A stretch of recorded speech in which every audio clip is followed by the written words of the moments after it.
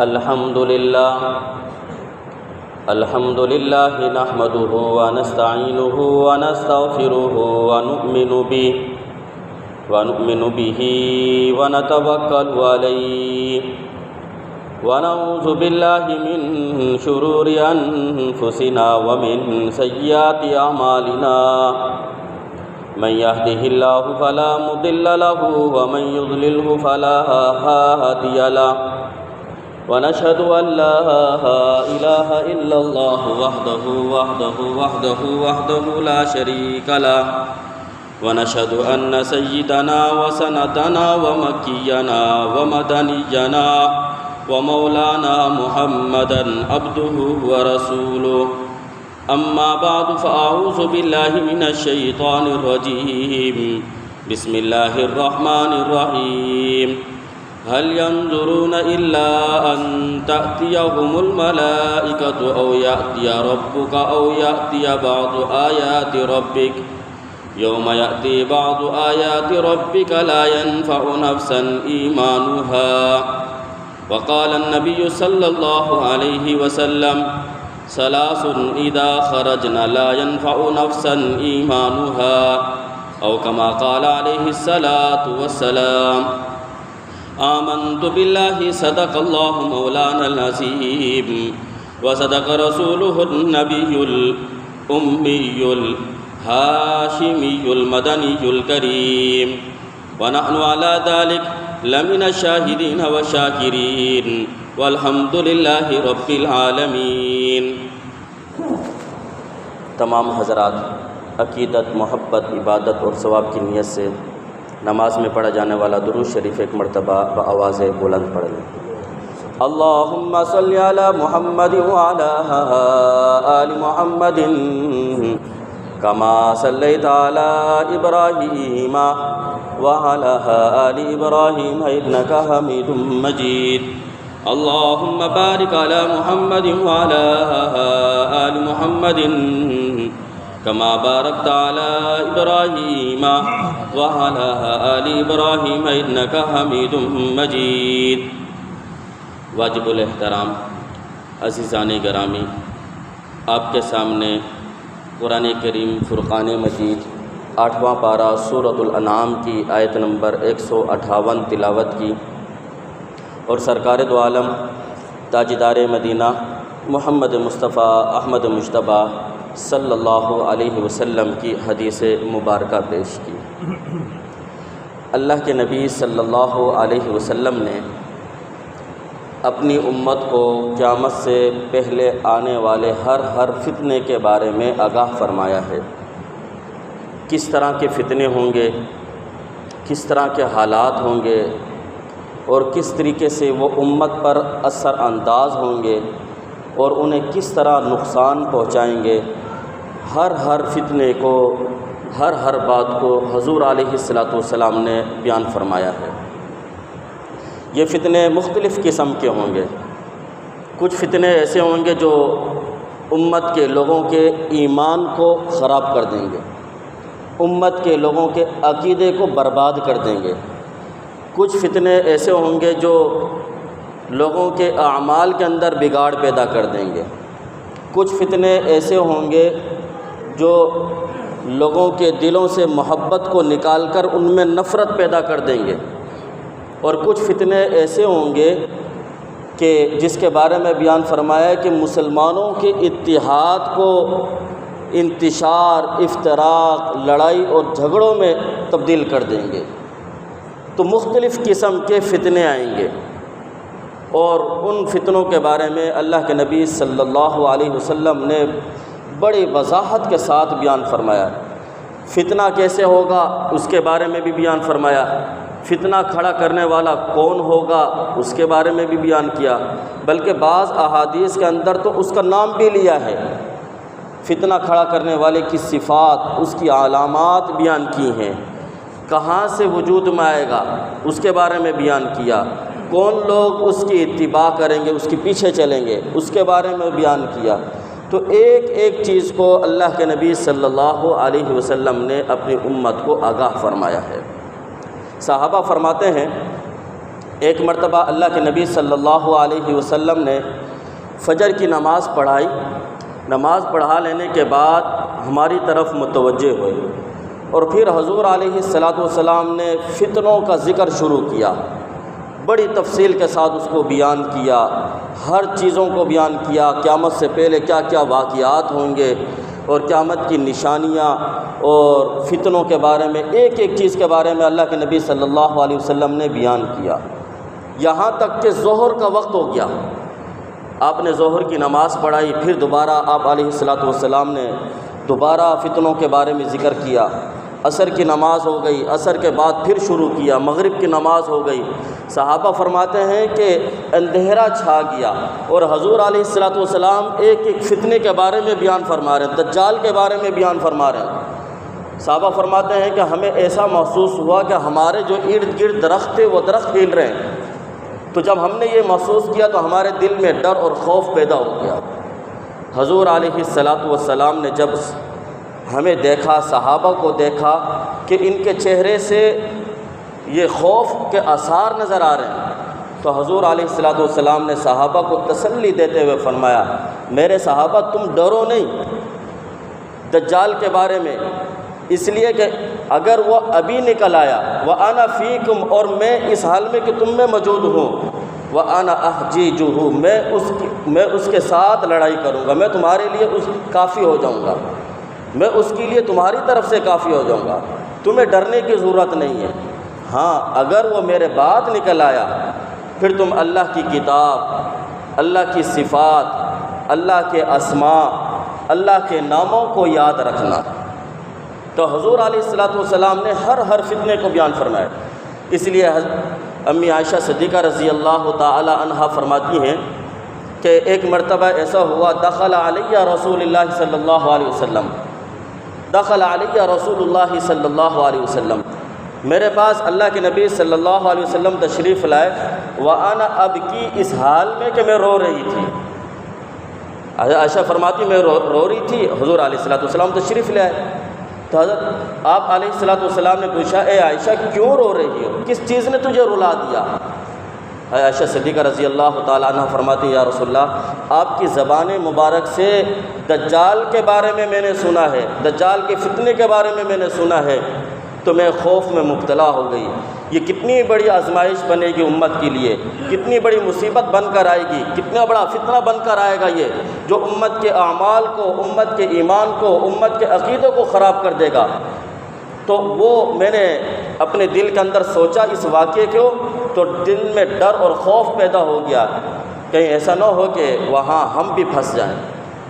تو حضور علیہ السلام نے اسی وقت تسلی دیتے ہوئے فرمایا گیا، عائشہ ڈرنے کی ضرورت نہیں اس وقت، اگر وہ ابھی ظاہر ہو گیا کہ میں تم میں موجود ہوں تو میں تمہاری طرف سے اس کے لیے کافی ہو جاؤں گا،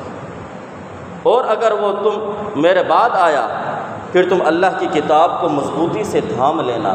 اللہ کی کتاب کو پڑھ لینا، اللہ کی صفات کو پڑھ لینا، اللہ کے ناموں کو پڑھ لینا۔ اللہ کی ذات، اللہ سبحان ہے، اللہ کی ذات پاک ہے، اللہ کی ذات ہر عیب سے پاک ہے۔ ان ربکم لیس بأعور، تمہارا رب کے اندر، تمہارے رب کے اندر کوئی عیب نہیں ہے۔ سبحان الذی اسری بعبدہ، سبحان الذی بیدہ الملک، یہ بار بار جہاں پر اللہ رب العزت کی صفات بیان ہو رہی ہیں، سبحان اللہ، اللہ کی ذات پاک ہے ہر عیب سے، ہر کمی سے، ہر نقص سے۔ اس کو جان لینا، اس لیے کہ جو دجال آئے گا وہ دجال اگرچہ لوگوں کو گمراہ کرے گا لیکن اس کے اندر عیب ہی عیب ہوں گے، اس کی آنکھ میں عیب ہوگا، اس کے کان میں عیب ہوگا، اس کے جسم میں عیب ہوگا، اس کے بالوں کے اندر عیب ہوگا، اس کا پورا جسم عیب دار ہوگا، اس لیے وہ کانا ہوگا۔ تو حضور علیہ السلام نے بار بار امت کو ڈرایا، امت کو بتایا کہ یہ فتنہ بڑا خطرناک ہوگا، دجال کے بارے میں بیان فرمایا۔ اس لیے حضور علیہ السلام نے ارشاد فرمایا کہ قیامت کے نشانیوں کے آنے سے پہلے توبہ کر لو، نیک اعمال کے اندر بڑھ چڑھ کر اس میں حصہ لو، بادروا بالاعمال، نیک اعمال کے اندر بڑھ چڑھ کر حصہ لو 6 نشانیوں کے ظاہر ہونے سے پہلے۔ وہ 6 نشانیاں کون کون سی ہیں؟ ان میں سے ایک فرمایا طلوع الشمس من مغربها، یہ جو آج سورج مشرق سے نکل رہا ہے روزانہ مغرب میں جا کر ڈوب جاتا ہے، ایک وقت ایسا آئے گا کہ سورج مغرب سے نکلے گا اور یہ قیامت کی نشانیوں میں سے ہوئے گی۔ تو سورج کا مغرب سے نکلنے سے پہلے یہ حضور علیہ السلام نے فرمایا کہ اس وقت آپ نے ایک حدیث میں آپ صلی اللہ علیہ وسلم نے فرمایا 3 نشانیاں ایسی ہیں ان کے ظاہر ہونے کے بعد کسی کے ایمان اس کو نفع نہیں پہنچائے گا۔ جیسے کہ میں نے ابھی تلاوت کی قرآن کریم کی آیت 8ویں پارے کے اندر سورۃ الانعام کی آیت نمبر 158 میں اللہ تبارک و تعالیٰ اسی مضمون کو بیان فرما رہے ہیں، یوم یأتی بعض آیات ربک لا ينفعها ایمانها لا ينفع نفسها ایمانها، کہ جب وہ تیرے رب کی نشانیاں آ جائیں گی تو پھر کسی نفس کو اس کا ایمان لانا فائدہ نہیں پہنچائے گا جب یہ علامات ظاہر ہو جائیں گی۔ اس لیے حضور علیہ السلام نے فرمایا کہ ان نشانیوں کے آنے سے پہلے جس نے ایمان لانا ہے وہ ایمان لائے، ان نشانیوں کے ظاہر ہونے سے پہلے جس نے توبہ کرنی ہے وہ توبہ کر لے۔ تو حضور علیہ السلام نے خاص طور پر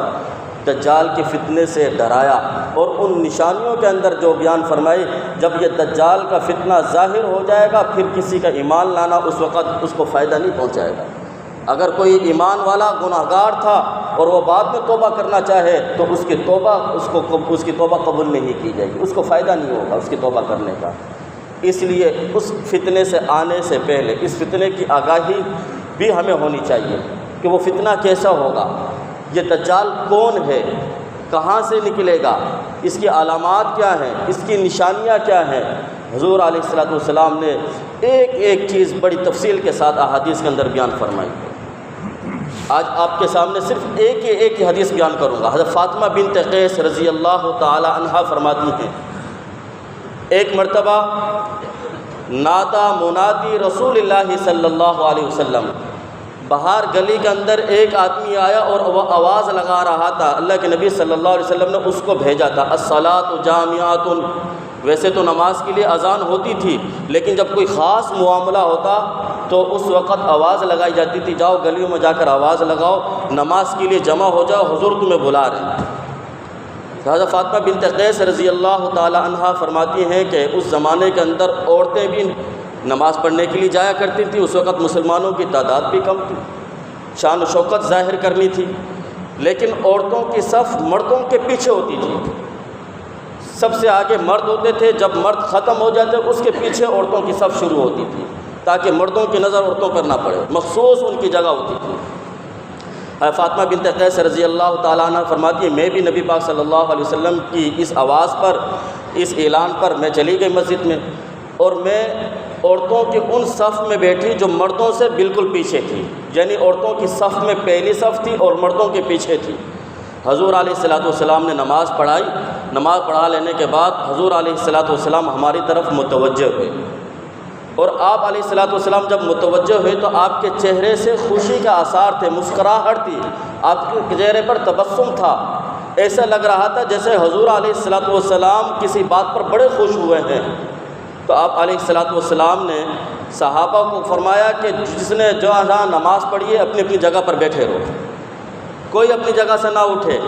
آج میں نے تمہیں جو جمع کیا ہے اللہ کی قسم صرف اس مقصد کے لیے جمع کیا ہے، میں نے تمہیں کسی عمل کی ترغیب کے لیے جمع نہیں کیا کہ یہ نماز پڑھ لو گے اس کا ثواب اتنا ملے گا، یا فلاں عمل کرو گے اس کا یہ فائدہ ہوگا، کسی عمل کی ترغیب کے لیے، شوق دلوانے کے لیے، یا کسی عمل کی فضیلت کو بیان کرنے کے لیے میں نے تمہیں جمع نہیں کیا، اور نہ کسی ترہیب کے لیے، ڈرانے والی بات کے لیے تمہیں جمع کیا ہے، بلکہ میں نے تمہیں جمع کیا ہے ایک ایسی بات کے لیے جو میں تمہیں پہلے سے کہا کرتا تھا، آج تمیم داری نے میرے اس بات کی تصدیق کر دی ہے۔ آج میں تمہارے سامنے بیان کرتا ہوں، میں تمہیں دجال کے فتنے کے بارے میں آگاہ کیا کرتا تھا، دجال کون ہے؟ سن لو، دجال ایک آدمی ہے، ایک انسان ہے۔ بعض کتابوں کے اندر بعض لوگوں نے لکھا دجال ملک ہے، ملک کا نام ہے، دجال ایک نظام کا نام ہے، دجال ایک کمپنی کا نام ہے۔ نہیں، یہ ساری باتیں ایسی ہیں، اپنے اپنے انہوں نے ذہن لڑائے ہیں۔ حدیث میں واضح الفاظ ہیں اور اس حدیث سے وضاحت ہو رہی ہے۔ حضور علیہ السلام نے فرمایا کہ وہ آدم کی اولاد میں سے ہے۔ میں تمہیں جو بتایا کرتا تھا دجال کے بارے میں،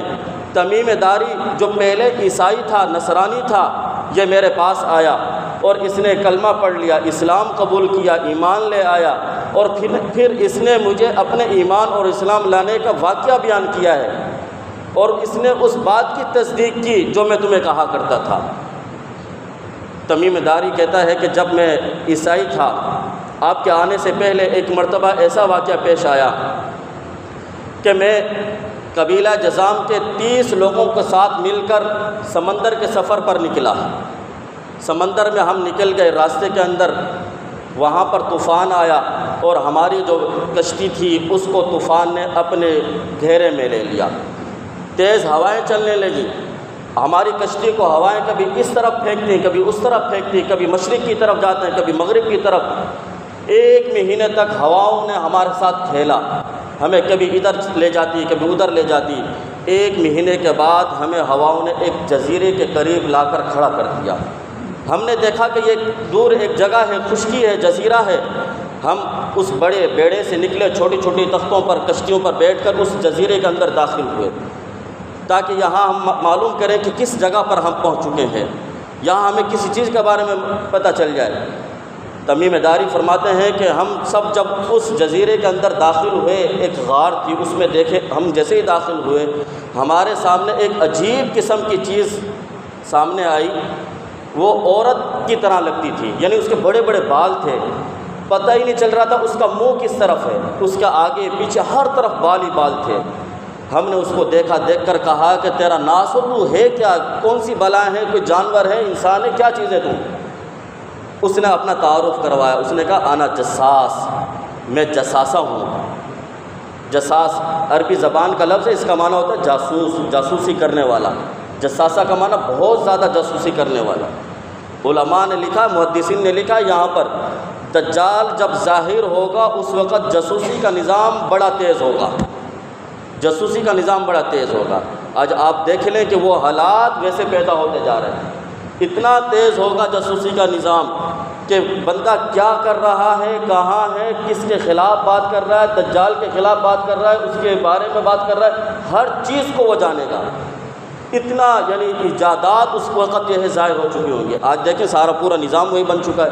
ہمارے کاغذات جتنے بھی تیار ہوتے ہیں آج کل موبائل کے اندر تو ساری چیز پتہ چل جاتی ہے، اس وقت کہاں پر ہے، کیا بات ہو رہی ہے، ہر چیز کے بارے میں پتہ ہے۔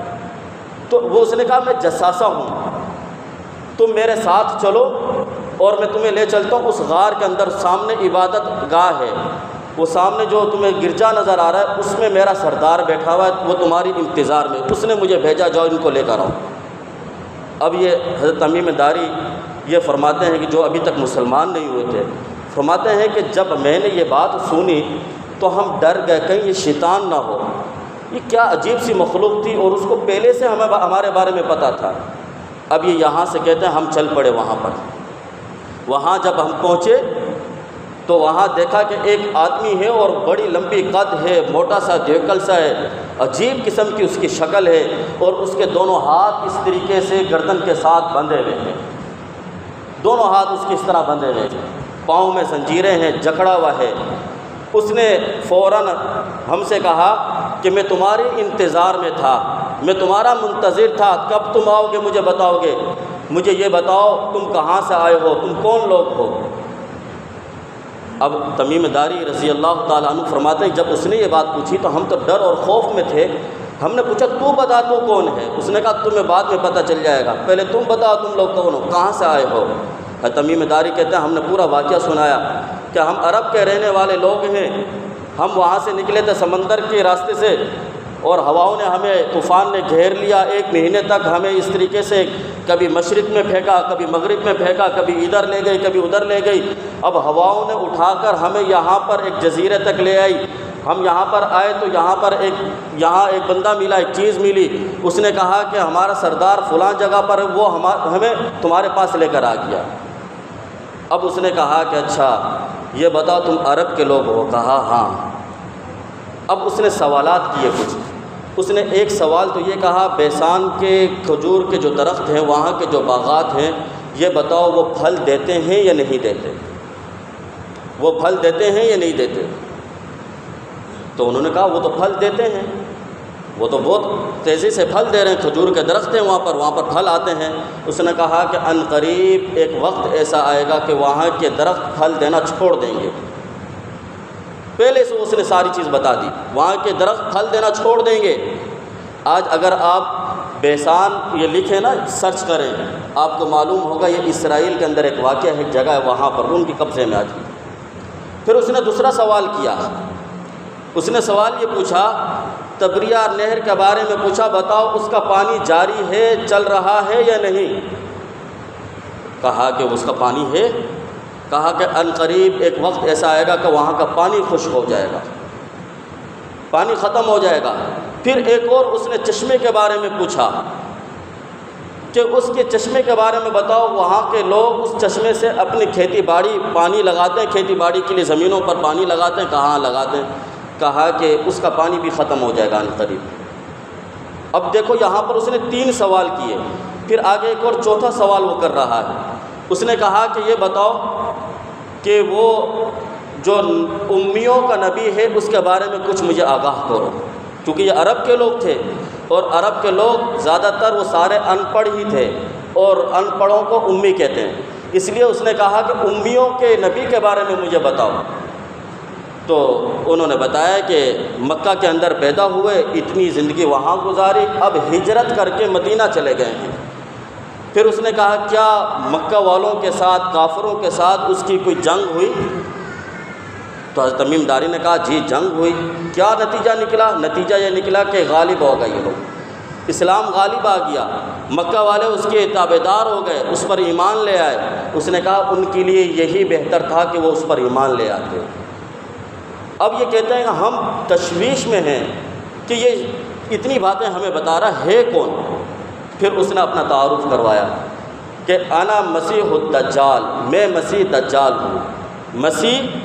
یہ حضرت عیسیٰ علیہ السلام کے ساتھ بھی یہ لفظ آتا ہے، دجال کے ساتھ بھی آتا ہے۔ مسیح کو مسیح اس لیے کہتے ہیں کہ مسیح کا معنی ہوتا ہے تیز چلنے والا۔ حدیث میں آتا ہے کہ یہ 40 دن کے اندر پوری دنیا کے اندر چکر لگائے گا، اور اس نے آگے یہی بات بھی کہی کہ میں عنقریب ظاہر ہو جاؤں گا اور میں پوری دنیا کے اندر چکر لگاؤں گا، لیکن 2 جگہ ایسی ہیں، مکہ اور مدینہ، وہاں میرا داخلہ ممنوع ہوگا۔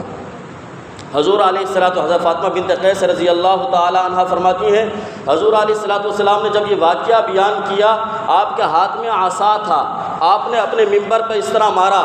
ہادی طیبہ، ہادی طیبہ، ہادی طیبہ، یہ مدینہ، یہ شہر پاک ہے، اللہ اس مدینے کے اندر، اس شہر کے اندر دجال کا داخلہ نہیں ہونے دے گا، اس کی سرحدوں پر اللہ فرشتوں کو مقرر کر دیں گے، جیسے ہی دجال اس طرف رخ کرے گا فرشتے اس کا رخ بدل دیں گے، اس کو اندر داخل نہیں ہونے دیں گے۔ ہاں کچھ لوگ مدینے میں ایسے ہوں گے جو دجال کے ساتھ ملنے والے ہوں گے، دجال کی باتوں پر عمل کرنے والے ہوں گے، تو اللہ مدینے کے اندر زلزلے بھیجے گا، کثرت کے ساتھ مدینے کے اندر زلزلے آئیں گے۔ تو جو لوگ جن کے دلوں کے اندر نفاق ہوگا، جن کے دلوں کے اندر ایمان مضبوط نہیں ہوگا، وہ لوگ مدینہ چھوڑ کر باہر چلے جائیں گے اور وہ اس کے فتنے کا شکار ہو جائیں گے۔ تو حضور علیہ السلام نے ایک ایک چیز کے بارے میں اپنی امت کو آگاہ فرمایا،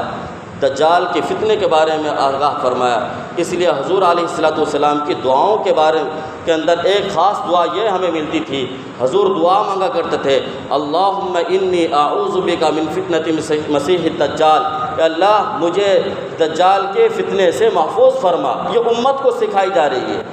اس لیے میرے دوستو ہمیں بھی کوشش یہ کرنی ہے، کیونکہ آگے جو انشاءاللہ میں یہ سلسلہ جاری رکھوں گا حدیث کی روشنی میں کہ دجال کب ظاہر ہوگا، کون لوگ اس کے ساتھ ہوں گے، کہاں سے ظاہر ہوگا اور اس کی علامات کیا ہوں گی، مزید انشاءاللہ اگلے جمعوں میں یہ بیان ہوگا۔ لیکن جو باتیں بتائی جا رہی ہیں، جو حدیثیں آپ کے سامنے بیان کی جا رہی ہیں، جو دعائیں آپ کے سامنے بیان کی جا رہی ہیں، ان کے بتانے کا مقصد صرف یہی ہے کہ ہم ان پر عمل کر لیں۔ اللہ تعالی ہمیں ہر قسم کے فتنوں سے ہماری حفاظت فرمائے۔ وآخر دعوانا ان الحمد للہ رب العالمین۔